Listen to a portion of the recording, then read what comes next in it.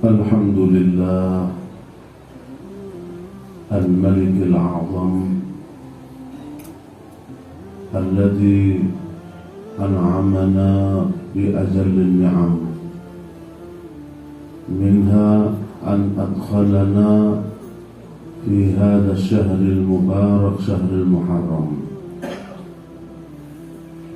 وأشهد أن لا إله إلا الله وحده لا شريك له، وأشهد أن سيدنا محمدا عبده ورسوله نبي الأمم.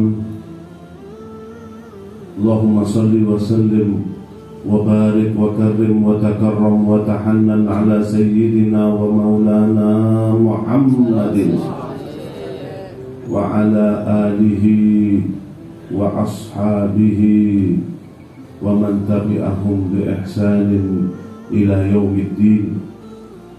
أما بعد فيا عباد الله، أوصيكم ونفسي المذنبة المقصرة بتقوى الله، فقد فاز من اتقى. Hadirin jamaah salat Jumat yang dimuliakan oleh Allah Subhanahu wa Ta'ala, sungguh kenikmatan yang sangat agung Allah berikan kita kesempatan hidup di hari yang mulia ini, di bulan yang mulia, juga di tahun yang baru. Maka sebagai seorang mukmin yang betul-betul bertakwa kepada Allah, yang cinta kepada Allah dan Rasulnya, banyak-banyak mengucapkan lafaz alhamdulillah, puji syukur kepada Allah Subhanahu wa Ta'ala.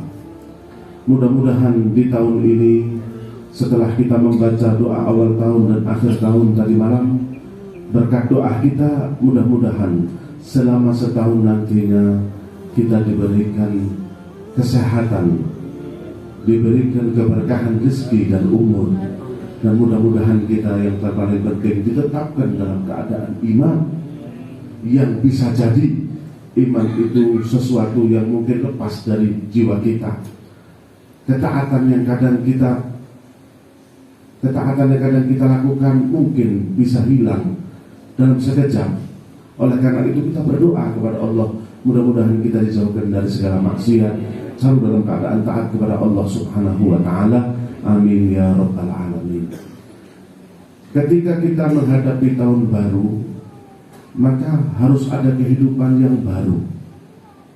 Dalam satu hadis, Rasulullah SAW pernah bersabda dalam hadis yang diriwayatkan oleh Imam Bukhari.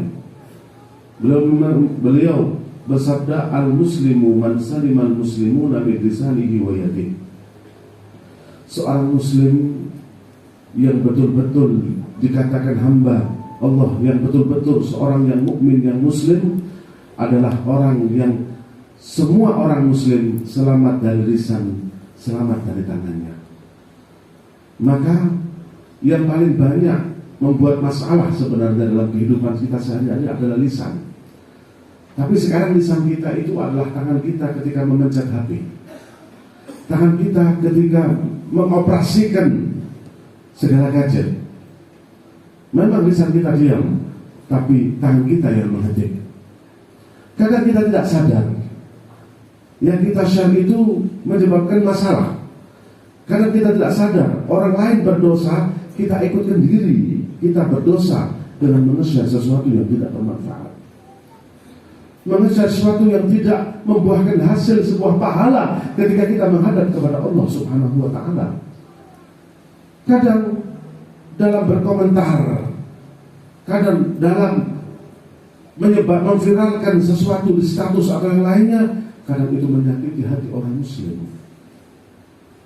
Tapi ada satu hal yang kadang-kadang itu kita anggap biasa, tapi kita tidak tahu kalau hal itu kadang-kadang bisa menyakitkan hati saudara muslim kita. Apa itu? Kadang-kadang kalau kita berada di suatu kenikmatan, ya kita lagi asyik, lagi enak, itu kita viralkan di status kita. Mungkin saja ketika contohnya, kalau kita lagi makan enak, kita viralkan. Kita tahu status yang lihat 200 sampai 300 orang melihat kita makan enak. Mungkin saja ada dari orang yang melihat status kita, dia tidak makan seenak itu, sehingga hatinya hancur. Atau kita sedang dalam keadaan sebuah kenikmatan, kita perlu bersyukur. Ya mungkin saja ada yang mengatakan fa'amma bi ni'mati rabbika fahaddits. Ya, nikmat Allah itu bicarakan, tapi di sini ada kriterianya. Kalau kita menyebarkan kenikmatan yang kita miliki, kemudian disebarkan, diviralkan di status, banyak yang melihat, sehingga orang-orang yang melihat tidak semuanya. Pertama, tidak semua orang senang. Ada orang yang asalnya biasa dengan kita, melihat status kita jadi hasut. Ada kadang-kadang orang-orang yang melihat status kita, dia orang tak punya. Karena orang yang dilanda sebuah masalah, ketika melihat itu, hatinya hancur. Ini memang satu hal yang kita anggap biasa, tapi dibaliknya kita mengganggu. Kita sebaliknya, kita membuat sakit hati seorang mukmin, seorang muslim. Makanya melalui hidup baru ini, apa hidup kita, bagaimana kita menyenangkan orang lain, bukan mengganggu orang lain. Bagaimana kita ini bisa menjadi orang yang baik dengan melihat wajahnya. Kadang orang senang dengan kita melakukan ketaatan kepada Allah, memperbanyak zikir. Itu bisa, kadang zikir itu menghasilkan sebuah nur. Kita zikir setiap hari, membaca sholawat, membaca la ilaha illallah, memperbarui iman kita seperti disabdakan oleh Rasulullah SAW, jadidu imanakum bila ilaha illallah. Ya, perbaguslah, perbaharuilah iman kalian dengan memperbanyak la ilaha illallah. Dalam satu hadis Rasulullah SAW bersabda, jadidu imanakum, wahai para sahabatku, perbaruilah iman kalian. Para sahabat bersama bertanya, ya Rasulullah, kaifa nujaddidu imanana? Ya Rasulullah, bagaimana caranya kita memperbarui iman kita? Nabi bersabda, akthiru min qawli la ilaha illallah, atau kama qala Nabi sallallahu alaihi wasallam. Memperbanyaklah membaca la ilaha illallah, akan memperbarui iman. Kita kadang-kadang di tahun-tahun kemarin mungkin kita kurang zikirnya, kurang sholawatnya, kurang la ilaha illallahnya, sehingga kadang-kadang tidak tampak nur keimanan dalam wajah kita, dalam anggota tubuh kita, dalam kehidupan kita sehari-hari. Memang banyak orang-orang itu yang ketika dipandang, hati kita senang, dipandang saja senang, seperti orang-orang soleh, seperti orang-orang yang mulia, yang punya kedudukan khusus di sisi Allah dan Rasulnya. Kita memandang saja sudah menjadi suatu hiburan. Kemudian saya lanjutkan hadis, al-muslimu man salima al-muslimuna min lisanihi wa yadihi, al-muhajiru man hajara ma nahallahu anhu. Hakikatnya orang yang berhijrah adalah orang yang betul-betul menjauhi apa yang dilarang oleh Allah Subhanahu wa taala. Hadirin jamaah sholat Jumat yang dimuliakan oleh Allah Subhanahu wa taala. Kadang memperbarui hidup itu yang paling penting, kita memperbarui hidup di dalam rumah kita dulu. Di akhir-akhir ini sudah banyak keluhan masalah-masalah rumah tangga. Banyak orang yang mengeluhkan masalah istrinya, masalah suaminya, masalah anaknya dan lain sebagainya. Hakikatnya itu kita kurang mengamalkan hadis al-muslimu man saliman muslimuna min lisanihi wa yadihi. Kadang-kadang orang di rumah kita itu tidak selamat dari gangguan omongan kita, dari gangguan tangan kita. Berapa banyak zaman sekarang orang yang main tangan kepada istrinya, main tangan kepada anaknya, dan lain sebagainya. Kalau kita saja di rumah, orang rumah sudah tidak merasa aman dengan kita, bagaimana kehidupan kita akan baik? Bagaimana di luar akan baik? Jarang sekali mungkin antara suami istri saling mendengar kata-kata yang baik, kata-kata pujian, kata-kata bentuk rasa cinta dan sayang. Bahkan Nabi Muhammad SAW ketika memanggil istrinya, ya Umairah, wahai istriku yang pipinya kemerah-merahan, kalimat thayyibah. Dan Rasulullah SAW sungguh sangat sabar menghadapi istrinya. Rasulullah SAW ketika Siti Aisyah marah, Rasulullah hanya diam.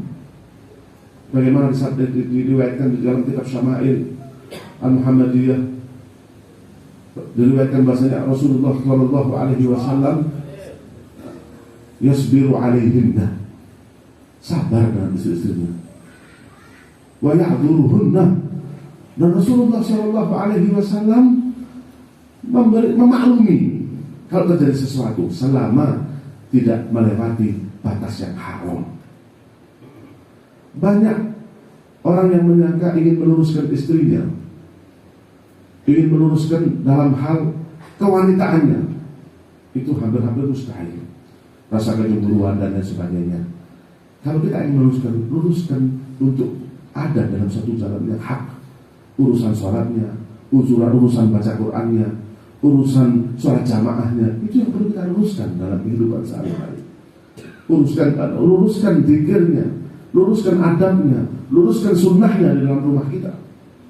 Ini akan membagikan hidup ini semakin bercahaya, semakin serasa hidup ini semakin baru, dan terus semakin menikmat, semakin bahagia. Insya Allah dengan kita mengerjakan apa yang diajarkan oleh Rasulullah di dalam rumah kita, ya, hubungan dengan istri kita perbaiki. Berapa banyak orang yang mengeluhkan, kita jawab, kamu kalau ingin perbaiki hubungan dengan istri, perbaiki dengan baik. Bukan kita istri kita ini kalau sudah salah sudah. Padahal tidak ada. Kita ini makhluk yang penuh dengan kesalahan. Suami banyak salah, istri banyak salah, anak juga banyak salah. Kita tidak mungkin untuk menjadikan istri kita suci tanpa salah. Tidak mungkin seorang wanita ingin menjadikan suaminya bersih tanpa salah. Tidak mungkin seorang ayah atau ibu menjadikan anaknya bersih tanpa salah. Tidak mungkin. Yang baik adalah bagaimana kita memahami, saling memaklumi, dan saling menasihati, dan menerima kebenaran yang masuk ke dalam pemikiran kita atau hati kita, bukan malah menolaknya. Ketika suami tidak baik, istri harus tidak bosan-bosan menasihati. Ketika istri tidak baik, jangan bosan-bosan suami untuk memperbaikinya, saling memperbaiki. Kadang-kadang kita merasa benar, ini yang salah. Seseorang itu tidak insaf, tidak mau menerima kebenaran. Kalau kita lihat Sayyidina Umar bin Khattab, orang yang paling keras tadi, orang yang paling tegas dalam menegakkan kebenaran. Ketika di atas mimbar ada seorang perempuan menegur beliau, wahai Umar, kamu ini salah, yang betul begitu. Apa kata Sayyidina Umar? Apakah marah? Saya seorang Amirul Mukminin, saya Umar bin Khattab, kenapa kamu merasa begini? Kenapa kamu menegur saya? Apa saya Umar berkata, Umarlah yang salah, perempuan itu yang betul. Nah, akhta'a Umar, wasodaqal al-adil, akhta'a Umar, sungguh Umar ini salah, mengaku di atas mimbar. Itu yang tidak ada dalam diri kita ketika kita ingin saling baik. Syarat orang itu menjadi baik adalah mau mendengarkan yang betul, mau mendengarkan yang hak. Jangan malu kalau kita ditegur sama istri. Jangan malu kalau kita ditegur oleh anak. Jangan malu kalau kita ditegur oleh istri, ditegur oleh suami. Jangan pernah malu, karena seseorang yang mengakui kesalahan itu adalah sebuah kemuliaan, bukan malah menjatuhkan. Banyak orang yang mengira orang ketika mengakui kesalahan itu sebuah kehinaan. Tidak, sebaliknya. Kalau kamu mengaku salah di hadapan Allah, di hadapan Allah, atau meminta maaf dan salah, mengaku salah di hadapan orang yang kita salahi, itu sebuah kemuliaan yang agung. Mudah-mudahan insya Allah melalui hari yang mulia ini, di awal tahun yang baru ini, kita mendapatkan keberkahan dari Allah Subhanahu wa Ta'ala, keberkahan dari Nabi Muhammad SAW, berkat kita menjalankan aturan-aturan yang digariskan oleh Allah dan Rasulnya. Amin ya rabbal alamin. A'udzubillahi minasyaitonir rajim. Bismillahirrahmanirrahim. Wal 'asri innal insana lafi khusrin إلا الذين آمنوا وعملوا الصالحات وتواصوا بالحق وتواصوا بالصبر. بارك الله لي ولكم في القرآن العظيم ونفعني وإياكم بما فيه من الآيات والذكر الحكيم. أقول قولي هذا وأستغفر الله لي ولكم ولسائر المسلمين إنه هو الغفور الرحيم.